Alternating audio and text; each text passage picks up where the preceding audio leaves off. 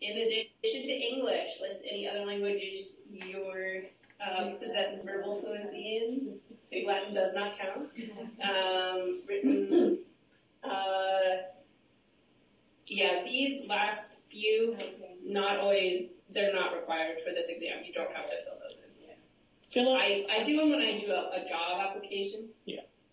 Just because a lot of times they want to know if you have a license, even if it's not hired for the job. And there used to be a differential for additional languages spoken. So for the hiring interview, if you might want to mark it on there. I think you're correct. I don't think it's necessarily for this part. And then if you have explanations, so this is especially for if you answered yes to the either being terminated, fired, or dismissed, be brief. Because honestly, the more you say, the worse it's going to sound.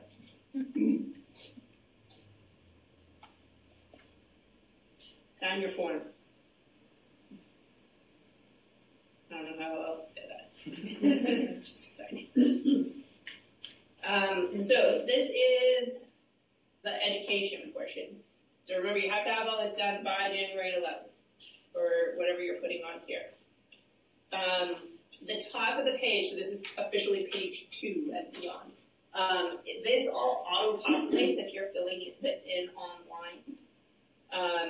And that easy ID is a combination of information from the first page. So it's it's the first 3 letters of your last name that you were born with. And then I made up a bunch of things. I think that, and then it's like your birthday or your social security number. I was making up numbers for this because I didn't want to get you guys all that. And then, so if you're hand filling in this information, you have to hand fill in all of that on each page that you're turning. Question. Yeah. I filled it out before online and then did put the social security number in, and it didn't do that automatically. What should we do in that instance? Repeat question. So you're having trouble with the auto-populate function for the easy ID. Yeah. So you printed it out, but it didn't show up. It didn't show up, right. Handwrite it in, just so it's on there. On the instructions, it talks about your social security number. Just the first thing. And what's providing this is voluntary. However, if the social security number is not provided, the department administering the exam will be unable to process your application.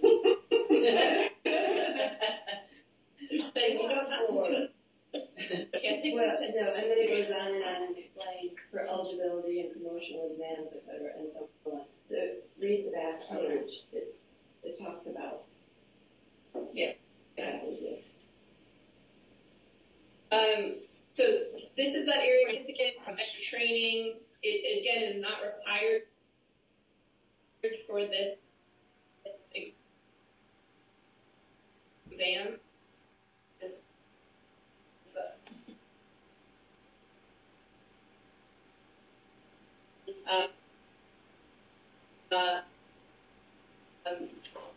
Course requirements, but I was putting that to care.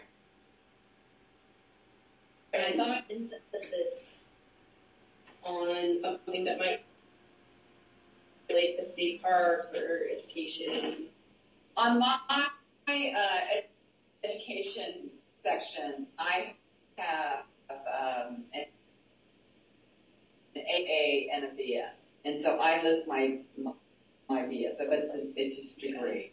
So like if you had if your major was social sciences, I don't know if that's a thing. I don't know. That maybe this is where you say you had yours history or whatever you actually, Yeah, I've also used this for, I've been on Research for National Association for Interpretation, I've been on Board of California Association. So those professional things Yeah, so this is really, these are meant for like the water and has to have a kid that's like work on water just here that listing their water,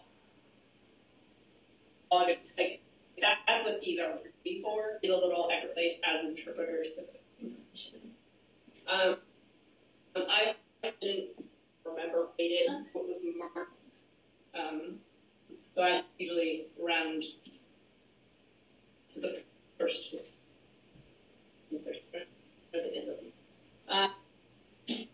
That's a good point. It's always taking information down, and you're not going to think about your, how long you've worked at a particular thing, but just fill it out. The administrative function of bureaucracy doesn't like blanks. Yeah. They were gonna. They're not even. They were gonna reject you if you had any. If you had any. Yeah.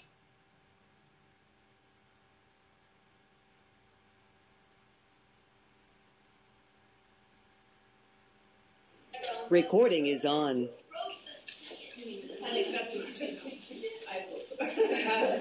Now, Ben already mentioned this. They probably will ask you for your transcripts. That's what that's all about. So on your employment specific, so you start, the first one under education is your current position, or the last job you had if you are currently unemployed. So list your current job position first, and then go back in time. So I also kind of, actually this isn't made up, because this is my current job. So if you looked at this, you'd think I'd worked on Angel Island for 9 months, right? But I've actually worked there 17 years because I've just had this job for 9 months. So I did know the date because it happened to be on the first for this one, and it was this year. But for other ones, I don't. So I wrote, this is what I wrote in here because I wasn't sure if I was going to be able to speak today, so I kind of wrote what I was going to say to you. So this should be detailed, but not exhaustive. Focus on items that are most relevant to your current application for the exam. I won't mention I respond to medical emergencies when rangers aren't available because that doesn't have anything to do with interpretation. Instead, give information about the relevant items such as leading programs, developing a walking guide, posters, or web contact for the park. Talk about the diverse audiences you connected with while leading daily, weekly, monthly hikes, tours, programs. Mention the data entry and record keeping for volunteer, tour, and interpretive stats that you keep monthly or annually. And if you do not use spell check, we will all be disappointed. It's built into this. Make sure to proofread. By the way, textile abbreviations and emojis are not appropriate. And so for this one, for my current position, I usually write current position in the reason for leaving box, just because I don't like blanks. Question. If you're seasonal and you work 9 months, you're ATW, so you're coming back consistently, do they want like the exact month, days, or years and months that you work? So this is how I handled it for my old seasonal job with the city of Monterey. And that's exactly why I did this. Because I worked there, that's a total lie, because it was more like 60 hours a week, for a total of 1 year and 1 month. But I worked June to August, 1994 to 2000. So I have the start date and the end date. It just made it a lot cleaner. I don't know if that's really what they want. I also have done that. That's what I've also done. All those years of seasonal work, that's what I do. Yeah, and I think it speaks truer to the experience, and then you don't, because if you list that like every year, I mean, I have like a million of them. I was seasonal for 5 years with state parks. I worked here for 7 years. Like, that's a lot of paper. I only put it once on the application, but then the dates don't match with total work. Yeah. And so I was like, that's kind And of so that's why I have this explanation here, because what I did is I added up what those 7 weeks from June to August would be the equivalent, times 7 years, is the equivalent of 1 year and 1 month of work. Can you and maybe Karen too speak to the difference between this application versus a hiring interview application that's coming up as question? And do you need to include in a resume, No resume on this, and honestly, for state parks, you don't have to include a resume when you apply for a specific job either. You can, but we mostly look at this application for hiring specifically at the parks as well. I have had, you always have to, for the site interview, you always have to have the state application. You can attach a resume. And, the committee, the interview committee will look at all of it. Honestly, if your resume is exactly like this, jump off. Like, if there's something really different in your resume, or like a letter of, how much I love state parks, that's fine. But, like, if you have a resume that you have copied and pasted all your information into this form, and then you also send us a resume, I'm like, why did you waste this paper? It's exactly the same information. But that's irrelevant for the exam. The exam application only, no resumes. They don't look at them. And so just a couple notes on here, like there's no phone number. This City of Monterey Parks and Recreation still exists. So just Google it and put a phone number there, even if that person who was your supervisor doesn't work there anymore. Some of my old jobs, the people have retired or died, like they're not there. But the organizations tend to still exist. I would say that really the only reason you wouldn't put a number is if the place is defunct, like if it's a business that went out of business or something. Then write that in there. Right. Yeah, you could say like, this is no longer a business or something. Also here, 123 Forgotten Button Google Street. Put it in there. Put in a real address. So for this description, I have my notes for you. Many of the duties of this job are not relevant to what I'm applying for, the Interp 1 exam, but I will mention any relevant topics like working independently to achieve set goals for the day, working with supervisors to reassess those goals at the beginning of the day, and reevaluating those goals throughout the day as changes occurred, creating an efficient plan to complete those specific tasks. So, purchaser, I drove around in a truck and bought stuff, but I had to keep records. I had to check spending. I had to document. So there are things that are connected to the things in the Interp 1 exam, even if that specific part of the job wasn't directly relevant. And then reason for leaving. Again, be brief. Please don't tell us about your divorce. Yes. Literally, I've seen that in reason for leaving. I'm divorced and had to move or whatever. No, don't tell me that. So some of the things you might say are promoted to current position, return to school, moved out of the area, seasonal layoff or end of season. So we'll get personal there. 2 questions. One is, I'm guessing just write it regular, no caps, because I started doing caps thinking that it's easier to read, but just in regular. I would do regular. And then other question, I'm assuming if you worked for a particular park, but your title has changed, like you started as a seasonal, then a senior park aide, then a pisser, you want to obviously have those 3 different positions, as opposed to clumped into one position over multiple years, so they know that. Yeah, so for state parks, because I did that, I was a PIS, and then I was an Interp 1 PI, and then I was an Interp 1 full-time, and then I was an Interp 2. The PI and full-time, I usually do it like this, where I say, PI from this date to this date, full-time from this day on. But the other ones I do list separately. For this job, I actually, when I normally do this on mine, I had a couple different jobs with this organization, and so I usually combine them because it's a really old job and it's a different organization. But my state park jobs, because it's so relevant to what's going on, I do this. I would just say the caveat to that is if those 2 jobs are completely different from each other, and you want to highlight the different skills within those 2 positions. Yeah, if you're running out of room.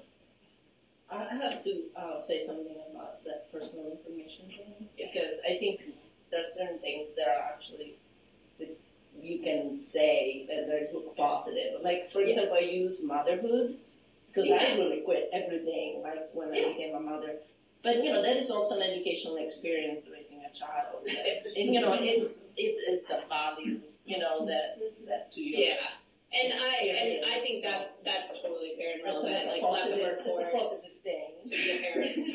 You shouldn't be scared of saying that. But it's more of the like, I really didn't like my old boss, so I mean, like, wait, like, just moved on to a better opportunity or something,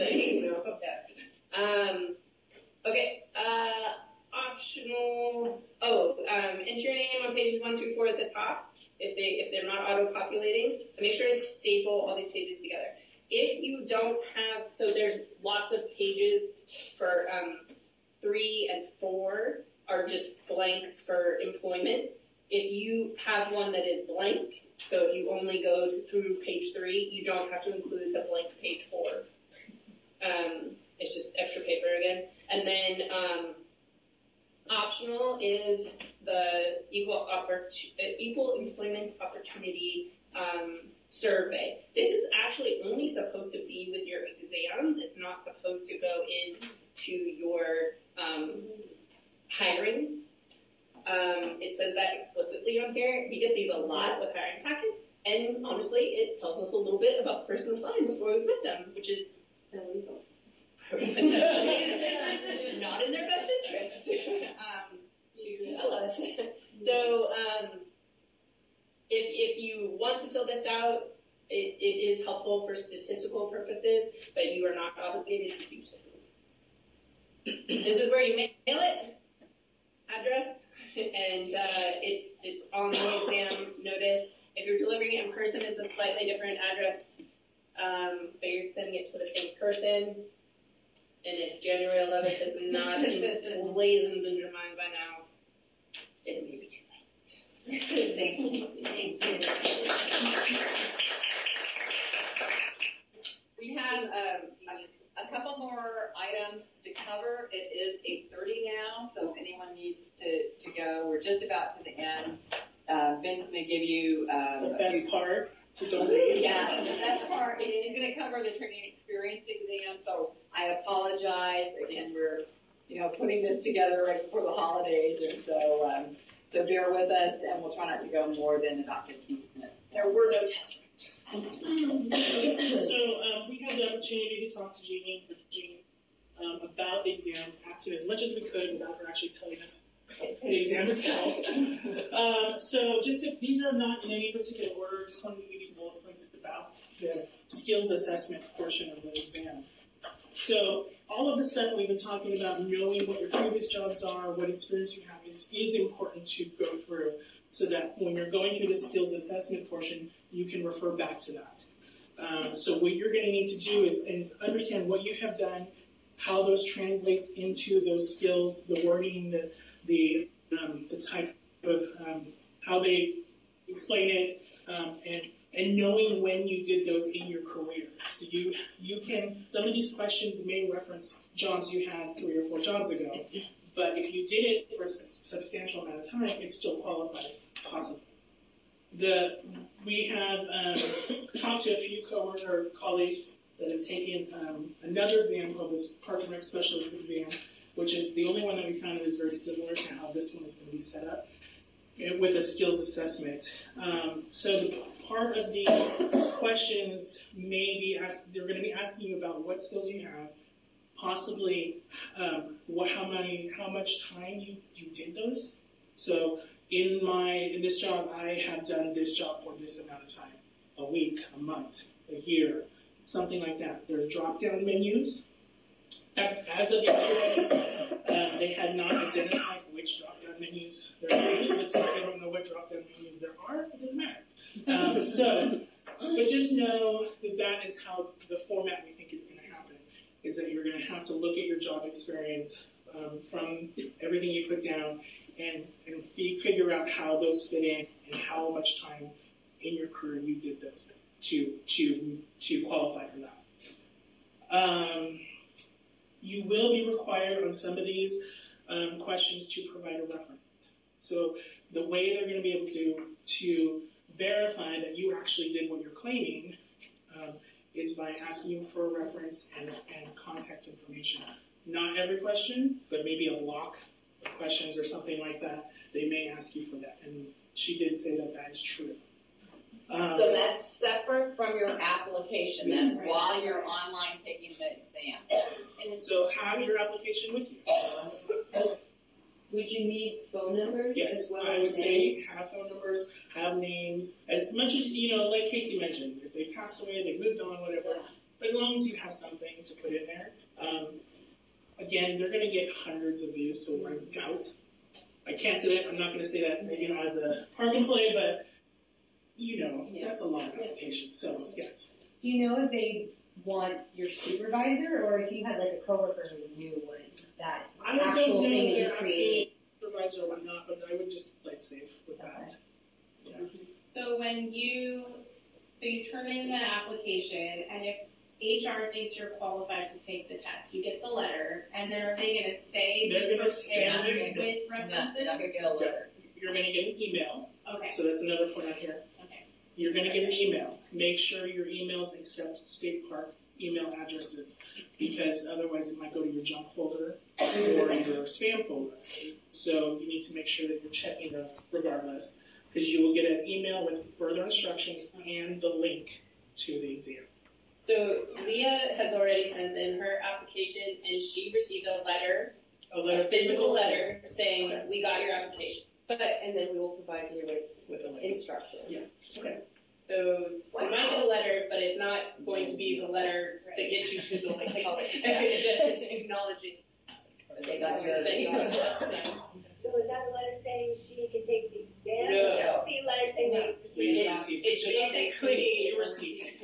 your version of the post office. Like, Now, we got it better, I'm a seasonal, so like right now I'm not at work and I can't update my password. To use a state park email address, if you're unable to somehow get to a computer updated for When you you. fill out your application, put email that you have for sure. Okay. So make sure it's like your Gmail. It can be your work email? It can, whatever you know I that thought you're it going had to be your personal email.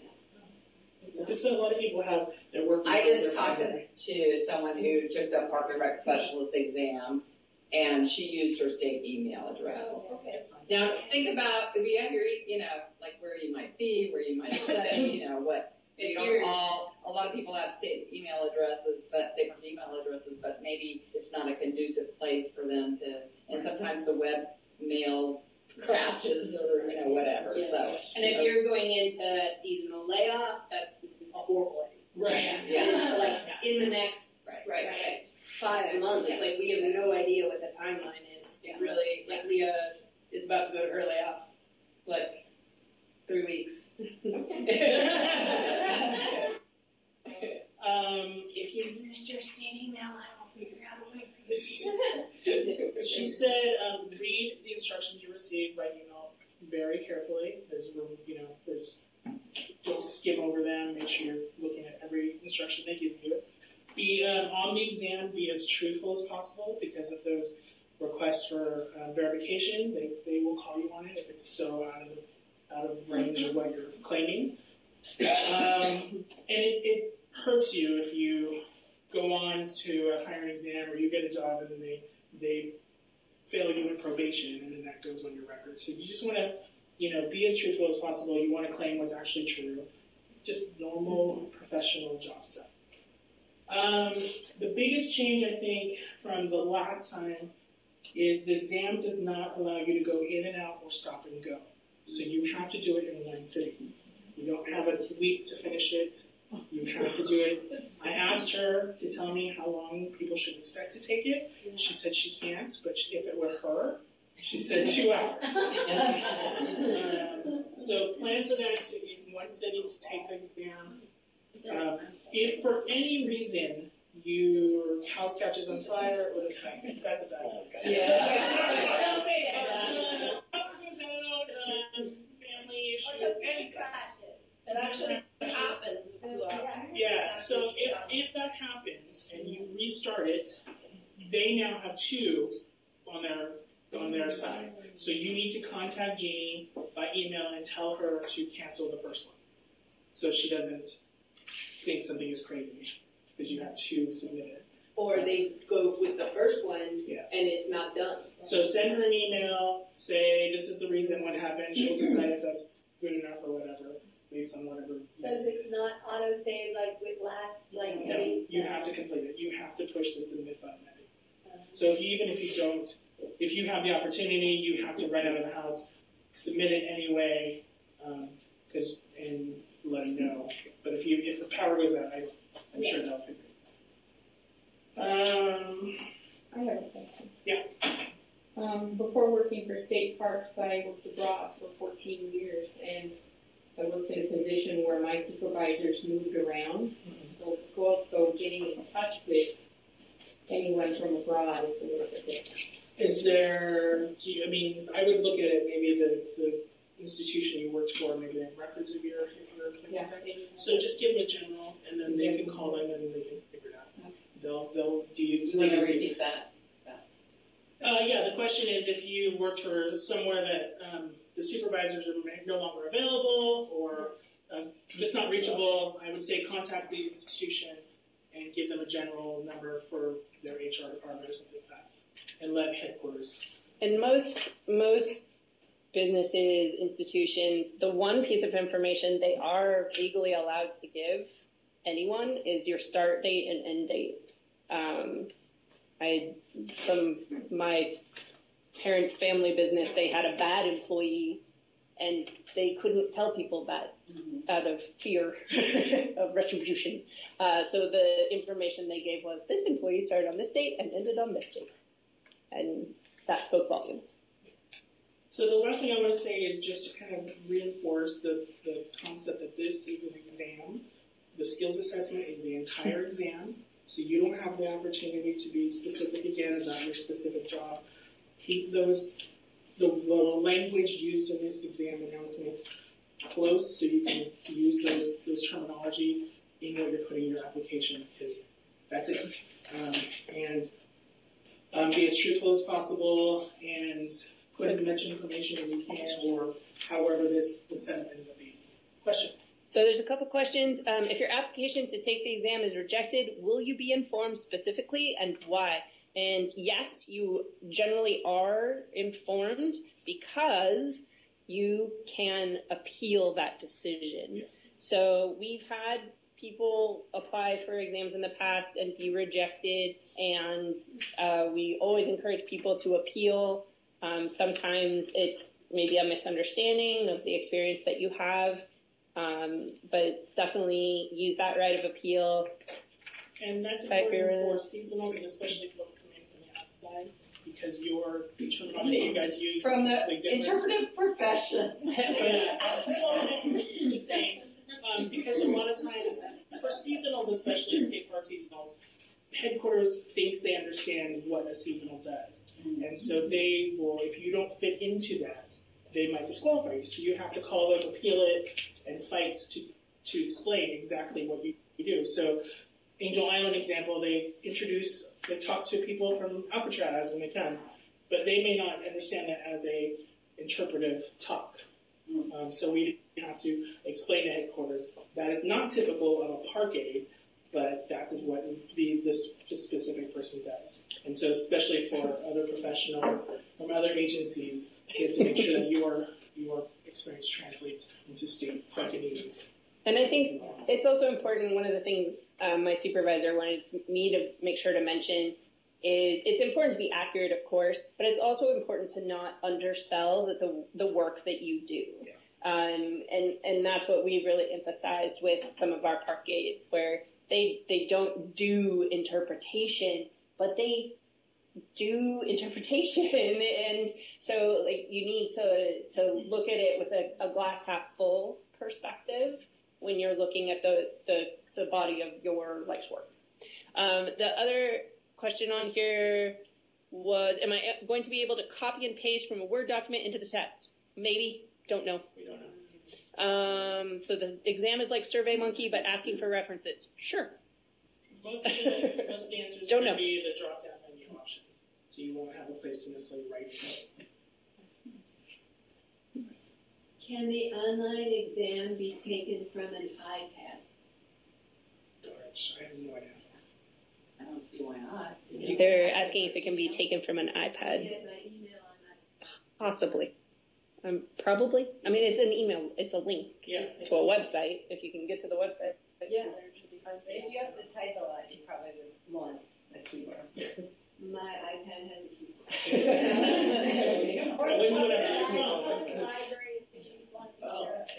The only thing I would say about anything like a mobile device, Kathleen, is sometimes it gets truncated on the screen. Yeah. So just keep that in mind is when you're using mobile devices. Yeah. So just be aware of that. Did you go through your list of points? I did. Okay, there's one more thing that I wanted to add to Ben's list is that, and perhaps I apologize if this is covered. You may be asked what locations will you accept employment. So, like, don't freak out over that because that could just spin you into a whole life thing, like, where will I be in the next 5 years? But it is something, they also may ask you, will you accept part-time work? Will you accept full-time work? Will you accept full-time or part-time work? So just think about that and what counties would you accept.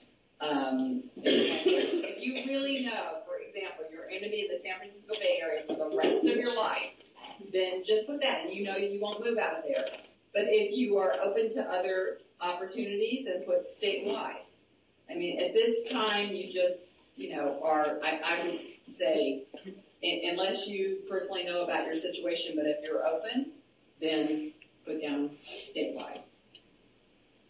Do they still have that thing where if you don't apply or you turn down Casey's positions? talking about some personal, and I really don't, in advising you that there have been hiring situations in the past that if you say you put statewide, you get information about there being an exam in another location, you decide not to interview for a job. Not a job, pardon me. Then that it kind of eliminates you. I think the rules have changed. I really don't know the answer to that question. It's probably a genius question. Yeah. I have. I mean, the last time that probably I'm the most recent here. Yes. Yeah. And they kept sending me everything. I almost never applied to anything that was not. And you stayed on the list. And I was keep receiving everything. So I'll try to find out that information for you guys. I doubt that they would exclude you from the list once you are eligible in the list. And that's my question is, so we don't have to worry about applying and trying to find every job. It kind of becomes. They will send your. What? Rankings? I'm not going to talk about rankings. Does any? No, because there'll be information that they'll provide about that. One thing I did say, I would not, if you're actively looking for work, I would look at the parks.ca.gov and look under jobs in the pull-down menu. Don't be passive and think that you'll be notified of all the jobs. You might, that's the way the system can work, but, something might get past you. So just, every once in a while after you have passed the exam and done well, take a look at that. Well, I think now it's all been moved over to CaliforniaCA.gov, jobs.gov. Yeah, you can still find the information about state park jobs and the. But I noticed that some jobs that are listed on state parks are not necessarily so some parks aren't listing. They're kind of frustrating. And so Just one more question. Somebody mentioned we should email Jeannie immediately if XYZ happens. And I looked, I don't see that I have Jeannie's email. That's right. Call her. Call her. Okay. Call her. Yeah. Thank you. He said that, but that's because it doesn't have an email address in the exam bulletin. So that's our Bible. That's what I was looking at. So I'm willing to be here for a few more minutes. I think our team probably is too. At this time, considering that the time, we really do need to conclude the session. I'm so excited. Thank you very much for